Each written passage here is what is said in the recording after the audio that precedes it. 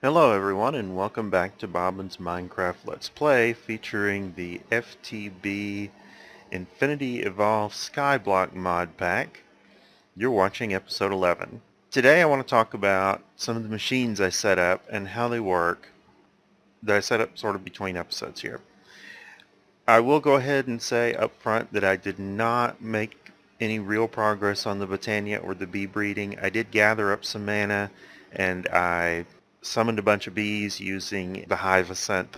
I got a whole bunch of different species of bees, so I am well set for it, but I really just haven't started doing it yet. So at the moment I've just sort of been gathering some combs.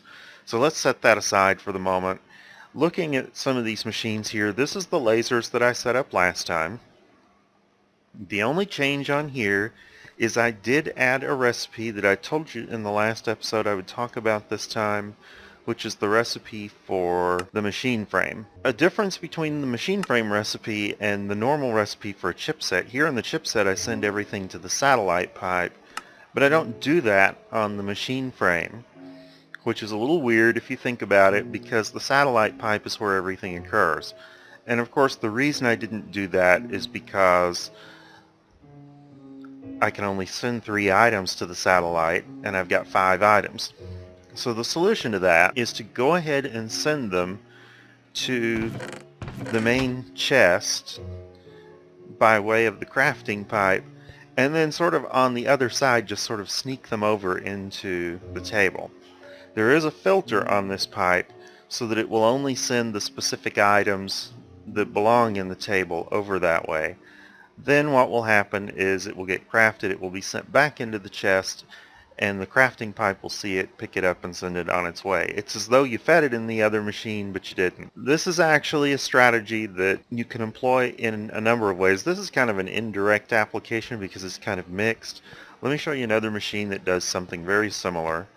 This one is pretty straightforward. This one is configured for a whole bunch of different recipes, and what this particular one in front of me does is it combines destabilized or liquid redstone with other items in order to produce a final product. So the actual recipes that are configured in this thing combine 2 redstone with an electrum blend to get a fluxed electrum blend, combine 2 redstone with a sand to get a blitz powder, combine 2 redstone with a redstone energy flux duct to get a redstone energy flux duct that isn't empty. This one says empty. And the way this one works is all the items just go into a chest. From the chest, there's actually a whole, here it's really only 2 segments of duct here, but basically you can have a whole apparatus behind the chest, and you send the finished product back to the chest. And so that's what's going on here. The redstone goes over here to this magma crucible where it gets melted down, and there's a filter here to make sure that happens. And then all the other items go into the fluid transposer to receive the redstone, and again there's a filter here to make sure that that happens. And the finished product comes out of the fluid transposer on the right hand side over here, which just causes it to go straight back into the chest. And you can do this, you can make this sort of setup much more complex. As far as the logistics pipes cares, it's just communicating within an inventory. It puts items into an inventory that are the materials to craft with, and when it sees the item it's expecting appear in the inventory, it pulls it out and sends it out the network. That's essentially how it works. I did something very similar over here with this one. This is a pulverizer, and I have it configured with recipes for pulverizing obsidian and coal and oak wood and electrum. You might recognize this electrum blend as being the input on this side. And so all this stuff just sort of goes into the chest, and the chest pumps it down here and it comes back out, and then it goes back into the chest that way. Actually, it goes straight up to go into the chest. It's the the extra that comes out the side and just goes into the network, so it sort of sneaks out. I originally actually set this up in a more conventional way where I had a satellite pipe and a crafting pipe, and the stuff would go in on the input side using the satellite pipe and come out on the output side where the crafting pipe was, and you'd link them together just like I did some of the other stuff earlier. And what I found was it's really kind of hard sometimes to get these thermal expansion machines to work nicely on a logistics pipe network because of extra things that come out and the fact that you can't input and output on the same side and that sort of thing. This is a solution to that. I had 3 of them stacked up here doing 3 different recipes, and I was running into a lot of cases where the system had sort of lost track of items and didn't know that it was done crafting, or was still expecting some materials to come on across the network that were never going to come because some other process had given up on it.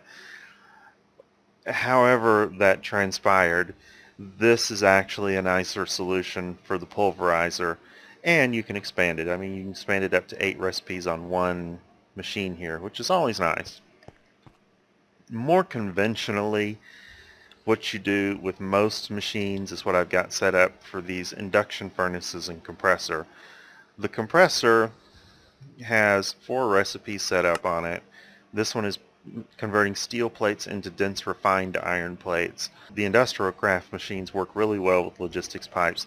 They just stuff the item in, and when they see the finished item appear, the logistics pipe pulls it out and sends it on its way. And it all works on one side. You don't have to have any strange stuff pumping things back out the network. You don't have to do any sort of weird buffering on it usually. So yeah, that works pretty nicely. The induction furnace, these are an advanced furnace in industrial craft if you're not familiar with it. It will smelt 2 items at a time, and it's very fast. The downside is, you see it says heat 100% here. You have to leave it powered all the time if you want it to be optimum. It's not a lot of power. It's a very small power drain, but it does still consume some power unless you flip these switches back up, in which case they wouldn't consume any power, but it would also be very slow to start up and smelt anything. The other machines I've set up here, I moved the rock crusher up here and went ahead and put it on a pipe, so it is automatic to crush obsidian now. These rolling machines were already here, but I've never actually discussed them. They're making steel plates and iron plates and standard rails for making tracks and boiler tanks and the like. You've already seen me use some of those items, I just didn't show where they came from. Here are metal formers. On the metal former, one thing you've got to be aware of is the status of this button. So I've got one set up just to do extruding, and so all the recipes that are set up for it do extruding. And then there's another one set up for rolling, so all the recipes that are set up for it involve rolling. You can't mix these up because you don't have any control over that button from the logistics pipe system. These 2 machines here are carpenters that are making forestry circuit boards. There are a couple of circuit boards you'd like to be able to do. This machine, because of the way that you configure the recipe in it, you can only run 1 recipe per machine. It's much like this rolling machine over here in that respect. This machine, there are a lot of items coming into this machine, and I guess you can't really see them too much now. This is a recycler. The purpose of the recycler, if you're not familiar with it, is that it converts items that you don't find all that necessary at this point. So like I've got lots of surplus sugar cane and bones and bone meal and lots of stuff coming from the mob farm and so on that I don't have space for, and I could make space for it, but I'm never going to need as much of it as I've got right now. So instead what I do is I send it to the recycler. It gets broken down. Each time the recycler destroys an item, it has a chance of generating scrap, and I'm saving up scrap for later. The total amount that I save up will be insignificant compared to what I need over the long run, but scrap is used to accelerate the production of matter in a mass fabricator, which will be something I do have it's a machine I have to have later that you use to make certain items. Alright, over here I've got 3 stacks that are identical. These are set up using the same sort of communicate with a chest mechanism, except that each one of these really does only handle one recipe. And these are induction smelters that are set up for alloying recipes. Essentially, any alloys that are binary alloys you can set up on a thing like this. So here's we're combining iron and ender pearls to get pulsating iron, steel and pulverized obsidian to get dark steel. There are some others, but I've only got 9 of them set up at this point. One of the things I want to talk a little bit about in this episode is EnderIO, because I'm about ready to move to EnderIO, and the first thing I'm going to do is the alloy furnace, because the alloy furnace will allow me to make alloys that require 3 components rather than just 2, and that will open up a large number of items. The way these are set up is, well, just sort of a little background on the induction smelter. The problem that you sometimes have auto-crafting with it in logistics pipes is, let's say that it wants to make, there's one over here that's set up to make bronze. Bronze is a mix of 3 copper and 1 tin. Let's say that you said make 2 stacks of bronze. Well, 2 stacks of bronze involves 96 copper and I guess 32 tin. And if the copper all arrives first, depending on how you set up the machine, it could conceivably block any tin from going in the machine. And if that happens, then the machine is just sitting there dead, full of copper, and it's not working.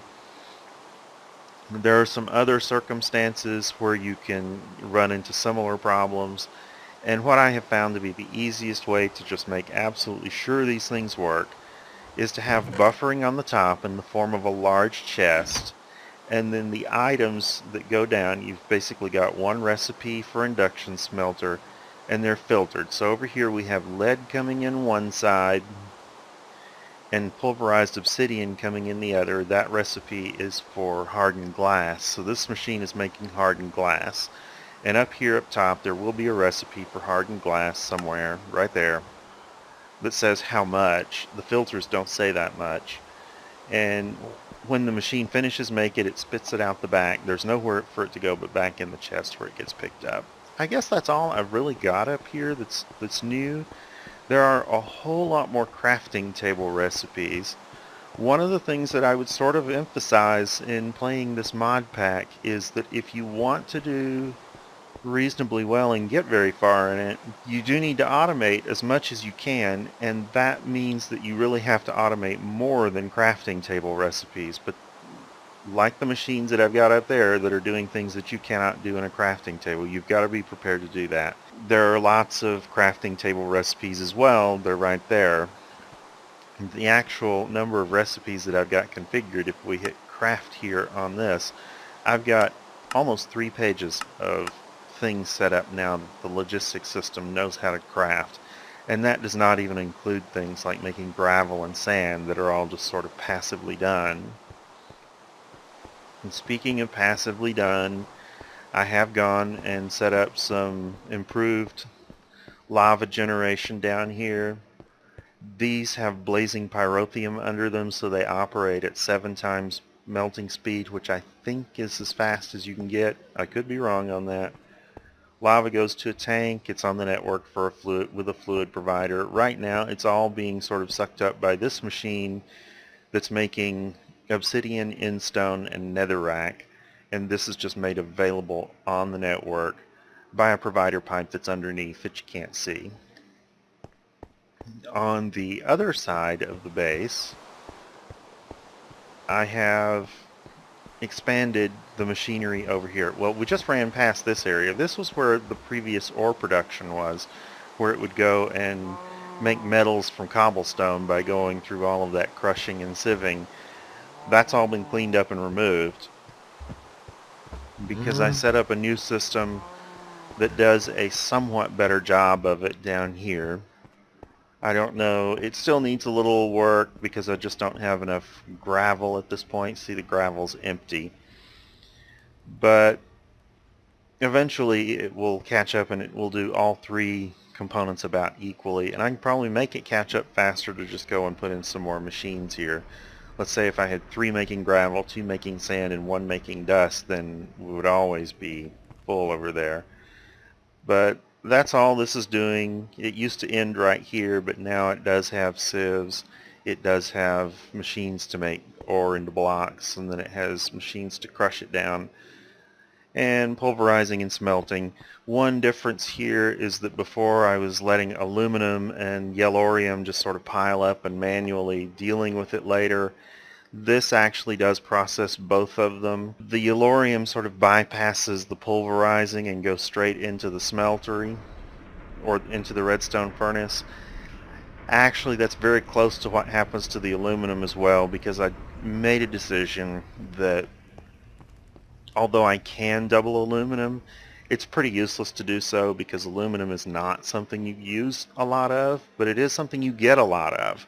So I said, I don't really need to double that. Let's just send it straight through to the machine and smelt it and be done with it.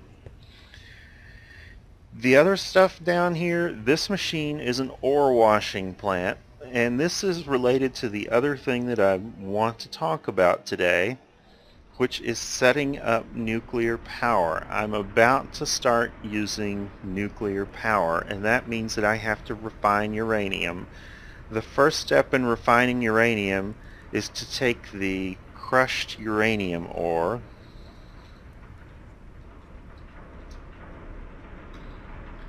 this right here, which you get from sieving sand, and you could smelt that into uranium ingots, but that is not what we're going to do. I'm running it through an ore washing plant, and the ore washing plant will convert it into purified crushed uranium ore and a tiny pile of lead dust and stone dust. Now, stone dust is needed for EnderIO. It's used in making, it wouldn't be in the normal EnderIO, but in this mod pack it is. It's used for making the conduit compound that you smelt to get the stuff to make your conduits out of. The tiny pile of lead dust, if you combine 9 of these in a crafting table, you'll get some lead dust. Lead is another thing that I tend to have enough of, so I'm actually just sending this through to the machine to make scrap out of it, because I really don't want to deal with some other kind of lead dust and build crafting tables for it and all that. I could, but I don't really need the lead, so it doesn't make a whole lot of sense to do that. Now, there was a recipe here with the thermal centrifuge that will take this. It also produces stone dust, and it produces 1 tiny pile of uranium-235 and 4 uranium-238. One of the reasons that you want to wash your dust instead of sending it over here is you get more yield. So instead of 1 and 4, if we come over here, you get 2 and 5. Now, you don't get the stone dust, but you already got it from the washer. This machine is one that I want to build, and I'll build the actual machine between episodes, but I do want to show one of the parts of it that's pretty difficult to figure out sometimes in this episode. One word of warning, and I'll cover this a little better, you don't want to handle refined uranium without special gear, because it is effectively poisonous. It will give you a radiation effect that can kill you. The other thing that I moved down here is I did move the blast furnace down here, and it's functioning. I've actually got it passively pulling in iron and charcoal, so it's actually running all the time now. I'm making steel constantly instead of whenever I think to load up the machine, which means there's a lot less stuff on here. Between episodes, this is probably going to disappear because I've already replaced it with other stuff. I just haven't broken it down yet. And that's kind of what's going on. I did take and clean up the appearance a little bit on the mob farm, but otherwise it's really the same. Mobs are noisily dying. EnderIO is going to be quick. So I'll just go ahead and mention it. I've already set up a lot of the components that I need for EnderIO. One of the things that I wanted to go ahead and show, though, was the alloy smelter right here. The recipe for this has been made quite a bit more difficult. It requires 2 electric furnaces from Industrial Craft and 1 induction furnace from Industrial Craft. And the induction furnace also requires an electric furnace and an advanced machine casing. The advanced machine casing requires a bunch of alloys and carbon plates and stuff like that. So it's got a lot more complicated stuff in it, but one of the reasons you want to go ahead and create the alloy smelter first is that the machine chassis in the middle requires lumium and signalum. These are actually thermal foundation alloys. You can make them without the alloy smeltery. What you have to do is you have to melt redstone and glowstone and combine them in certain ways in order to get the finished product. The nice thing about the alloy smeltery is that it can make these without having to go and involve liquids processing. If I can avoid processing liquids for crafting, then I will, to go ahead and create the alloy smelter, which means you want to make this one first. There are a number of others, and I'll probably talk about those EnderIO machines in a future episode, at least just mention them and mention what I use them for when I set them up, sort of like I did at the beginning of this episode. But this one I wanted to mention specifically. I have set up these furnaces as actual recipes, so I can request those parts to this machine. I can't request the whole machine because I haven't set it up, but I can request the parts to the alloy smeltery and assemble it very quickly. I'm going to need 2 electric furnaces, 1 induction furnace, 1 machine chassis, 4 crushed obsidian, and was there anything else? 1 basic capacitor. This is probably a good time to mention something that I did between episodes while I was setting up all this crafting. I did not just randomly set up crafting. What I did was I looked at all of the machines and all of the pipes and everything that I already had in use, and I made sure that all of the components for those things were in here. And I also made sure that the components for the things that I was about to build were also in here. And that's sort of what I would advise if you ever find yourself sort of getting lost in this idea of, well, I don't know what I should really set up right now. Just go through all the machines that you're already using, look at the components for them. You don't have to set up the machine itself. Most machines, there are a few that are exceptions to the rule, but most machines you're going to build a relatively small number of, but the components tend to be shared between the machines and you have to make a lot of them. So look at those components. Look at the alloys that go into them. Look at the special materials that have to be crafted. When you start looking at those components, you will know what you need to set up automated crafting for. Alright, so how much of this do I have? I think I'm still missing crushed obsidian, because it's having to craft and it's got to go through the Railcraft Crusher and all that stuff. So let me just set up the rest of this. Why do I have 2 induction furnaces?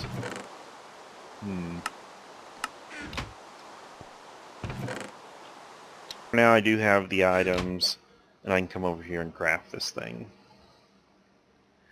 Alright, the alloy smeltery or smelter, I'm sure that most people have seen it before, but for the benefit of those who have not, an important thing on setting this up, it'll actually work a great deal like an industrial craft machine.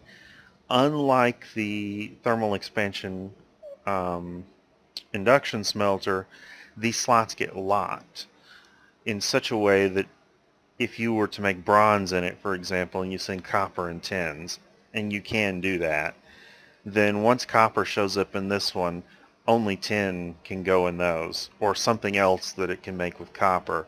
It will not send copper to 2 of them unless you mess it up somehow. An important button is this one right here. This one says furnace mode all smelting. This means that it will do alloying and it will do conventional smelting. So if you were to send iron ore to it, it would produce iron. This one says alloys only, and this is what I will typically use on the logistics pipe network with this machine. And this says that we don't accept any of the recipes that would normally just make ordinary conventional metals like the iron ore to iron. It won't accept those items because it doesn't want them. And this one says furnace only. Here it will never alloy anything. Typically I'm going to use that setting. And for now I'm going to put this away. And let's look at nuclear really quickly before the episode starts to get long. Okay, important point. Handling nuclear materials that are in a refined state, refined nuclear materials, you need to wear a rubber suit. Okay, I'm not going to handle any in this episode, but I did make the rubber suit. It's the hazmat suit. It's made mostly from orange dye and rubber. There are a few other components. You need all four of these pieces. The hazmat suit and the hazmat suit leggings specifically say hazmat suit. They're made from rubber and orange dye. This is the rubber boots. It's made from rubber and wool, and it's part of the full suit, but it doesn't say hazmat. And this is the scuba helmet, which is, you would think, hazmat suit, scuba helmet, these aren't really related, but in this case they are. This is the helmet for it. Here's the way to find them all in NEI. If you look closely at the numbering on these things, they're all consecutive.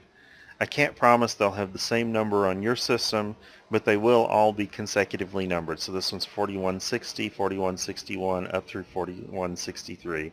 And those are the four items you're looking for. Just find the hazmat one and look for the items next to it. Don't worry about these specific numbers. And you just wear them as armor, and they're interesting looking. Alright. They do take damage. They don't provide very much protection, and they do take damage, and they wear out pretty quickly, so they're no replacement for regular armor. Now, the thing that I find a little bit difficult to get working for this, we're going to be making the thermal centrifuge.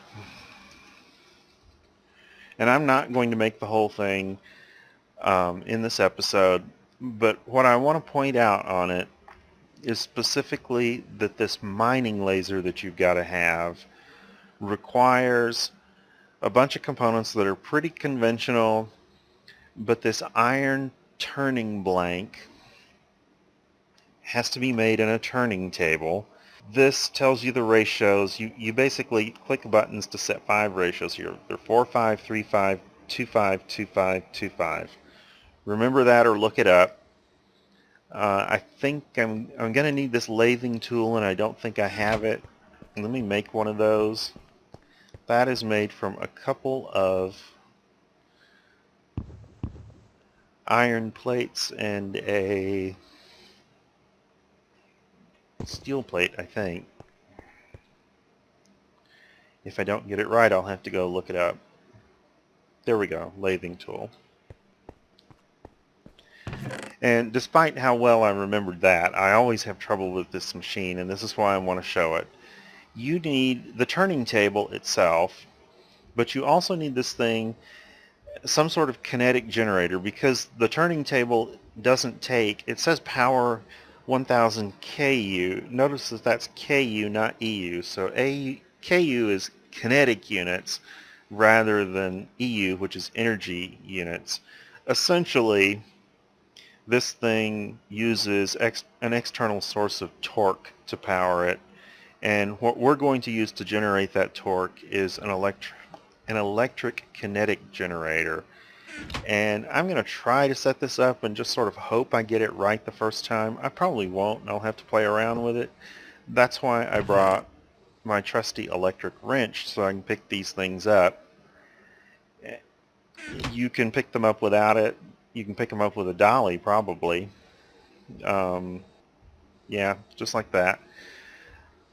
The electric wrench is worth having. Notice that it says mode lossless. If you hold down the M key and then, I don't remember if it's right click or left click, but it will shift modes on this wrench. You want the lossless one.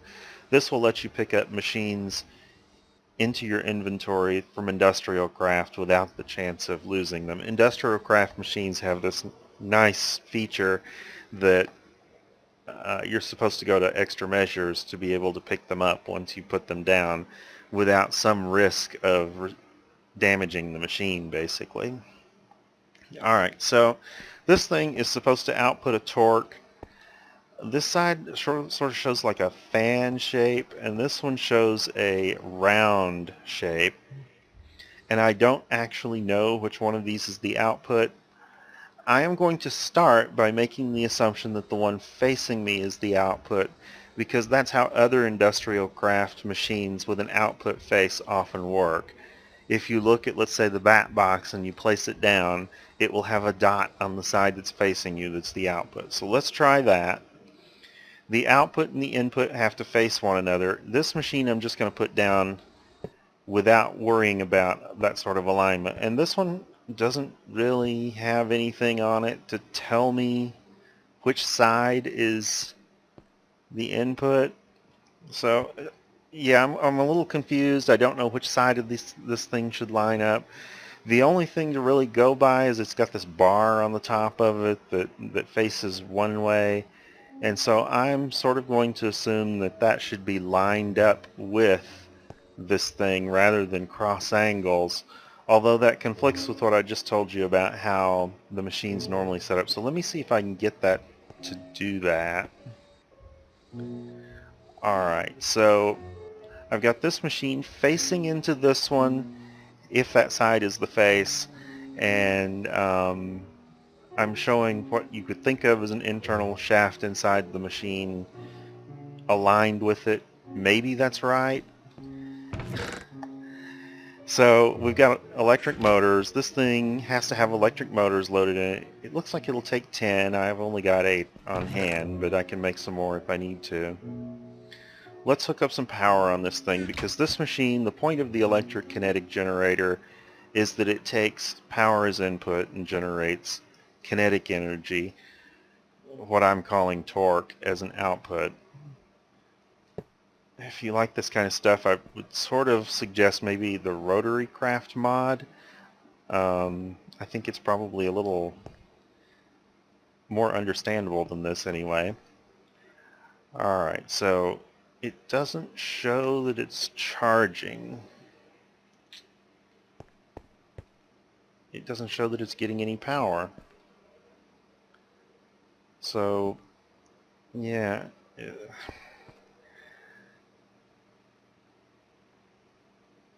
Let me come over here.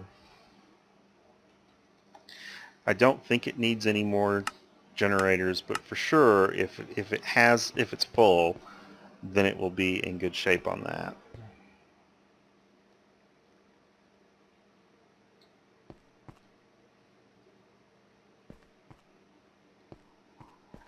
And worst case scenario, I do know another way to do this. I'll just request a couple of those.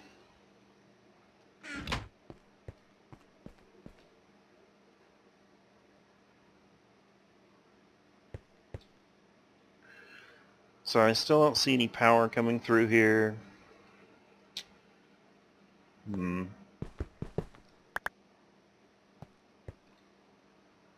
Maybe if we try connecting it up on the side.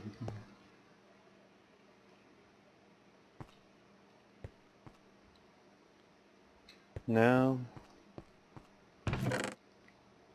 This is why I wanted to show this machine, because I can never figure it out, and maybe somebody really does know how consistently how it works, but I will get it working, and when I do, you will be able to do exactly what I did and get the same result, I hope.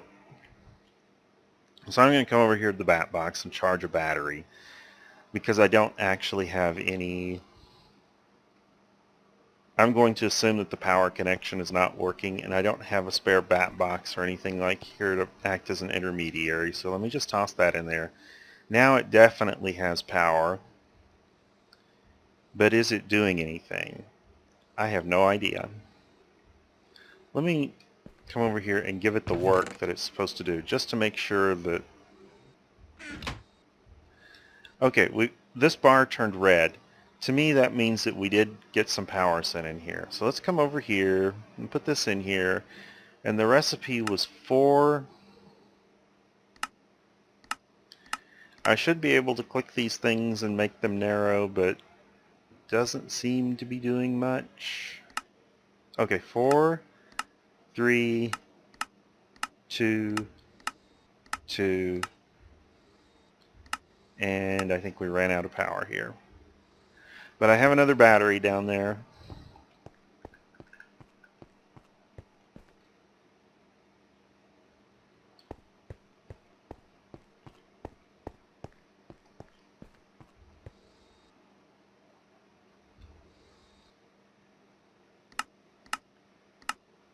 Alright. It's worth mentioning that once you start this process, you can't go backwards with it. When you've shaved it down, and you'll have to make another blank.